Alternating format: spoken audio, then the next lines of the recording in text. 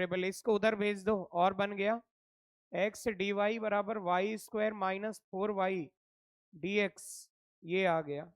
ठीक है, स्लोप, बातें नहीं करो यार, बातें नहीं करो। अब इधर पे ये बताओ, यहाँ पे चाहिए क्या है, y अंडर रूट टू चाहिए है। ठीक है, करो y अंडर रूट टू। इसको बताओ कैसे बनाओगे वेरिएबल सेपरेबल, इस बार खुद से बताओ। x को इधर पहुंचाओगे और इसे कहाँ पहुंचाना है, इधर, ये मिल गया dy y upon y square minus 4y, और सामने मिल गया dx अपॉन एक्स। अब करो इंटीग्रेशन दोनों साइड, ये हो गया इंटीग्रेशन। इसे बताओ कैसे करने वाले हो। याद है ये कौन सा रूल था, आपके पास दो ऑप्शन है, एक पार्शियल फ्रैक्शन और दूसरा क्वाड्रेटिक वाला, तो दोनों में जो बेटर हो वो लगा दो, कौन सा लगाना है उसमें, पार्शियल लगाओ। तो ये आपका दिया हुआ है 1/y अब मैं इसको स्प्लिट कर रहा हूं, ध्यान से देखना।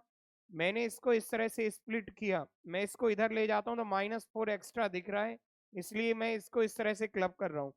देखो आपको भी आ रहा है क्या, समझिए, क्लियर कर लो इसको।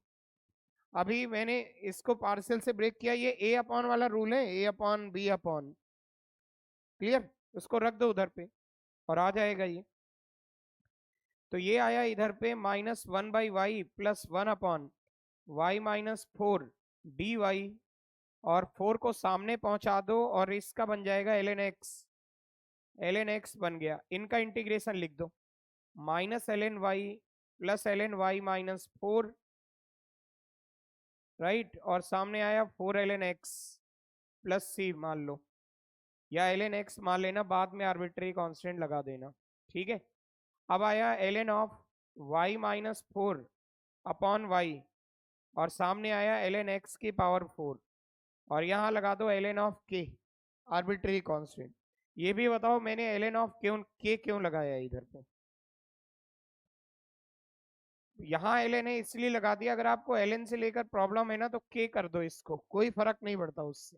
ठीक है, अब इसको ले आओ इस साइड, तो log m minus log n बनेगा, तो log m minus log n में ये नीचे आ जाएगा, तो इधर आया ln of y-4 upon y x की पावर 4, और सामने k आ गया।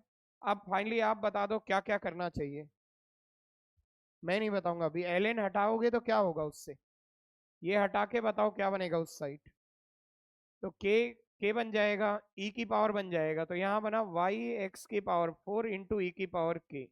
अब e की पावर k फाइंड करने के लिए क्या दिया हुआ है, e की पावर k फाइंड करने के लिए कुछ दिया हुआ है क्वेश्चन में, क्या दिया हुआ है, y√2 नहीं, y1 दिया हुआ है 2, तो यानी x की वैल्यू 1 रख के, x की वैल्यू 1 रखोगे तो y की वैल्यू 2 आ जाएगी, x की वैल्यू 1 रख के y की वैल्यू 2, ये रख दो। एक बात और मुझे बतानी थी, यहाँ पे मतलब मॉडुलस होगा क्योंकि ln के अंदर से आया ये नंबर, ln के अंदर से आया ये नंबर, इसलिए यहाँ पे मॉडुलस रहेगा अगर रिक्वायर्ड होगा तो 1 जब आप रखते हो x की वैल्यू 1 और y की वैल्यू 2, y की वैल्यू 2 रख दो इधर पे, 2 माइनस 4, यहाँ पे 2 आ गया, यहाँ 1 की पावर 4 1 आ जाएगा, यहाँ e की पावर के, और देखिए 2 2 कैंसिल हुआ और e की पावर के फाइनली खत्म हो गया 1 बन के, बस अब आ जाएगा। और ये मिला y-4, ठीक है, अपॉन y, वो जो स्टार्टिंग मिला था मैं उसको लिख देता हूँ इस जगह पे। देखो ये 1 हो गया, तो यहाँ आया y-4 बराबर y x की पावर 4 e की पावर के 1 है। अभी देख लो क्या लाना था, क्या लाना है इस क्वेश्चन में, y√2 यानी x की वैल्यू कितनी पुट करनी है, √2, तो x की वैल्यू रख दो अंडर√2 और y मिल जाएगा, √2 रख दो, y-4 आया, और इधर √2 रख के बताओ कितना आएगा, √2 की पावर 4 4 आ जाएगा, तो 4y आ गया, को इस साइड भेज दो, -3y आया, किसके बराबर, 4 के बराबर, y की वैल्यू कितनी आ गई, -4/3, ठीक। और यहाँ पे आपको y√2 लाना था, y√2 10, तो y√2 10 कर दो, 10 का मल्टीप्लाई कर दो, ये y√2 आ गया। एक बात मुझे और बोलनी थी, क्योंकि आंसर नेगेटिव नहीं आ सकता, तो इसका मॉड शायद ब्रेक हुआ होगा। इसका जो मॉड है ना, मॉड इसका ब्रेक हुआ होगा, ये प्लस माइनस में आएगा कुछ। ध्यान से सुनना, ऐसा था ये इस टाइप का था जैसा मैं बता रहा हूँ, ऐसे मॉड था ना दोनों जगह, एलिन के चलते। तो एक आंसर ये आएगा जो कि रिजेक्ट हो जाएगा, क्योंकि वाई की वैल्यू कैसी आ रही है।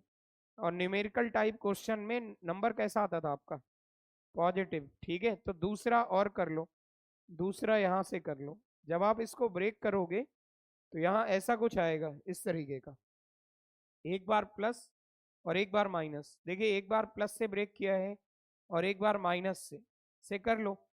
5y 4 आ जाएगा, तो y की वैल्यू आ गई 4/5, और 10 का मल्टीप्लाई कर दो, 10y लाना था, 4/5 10, कितना आ जाएगा, 8 आएगा। क्लियर हुआ, ये समझ गए, ये प्लस माइनस। एक्चुअली देखो, जब मैंने यहाँ से एलिन लिया था ना, एलिन एलिन के अंदर वाला नंबर कैसा होता है आपका, पॉजिटिव। तो ये मॉड है इस जगह पे, यहाँ पर ना ये मॉड है।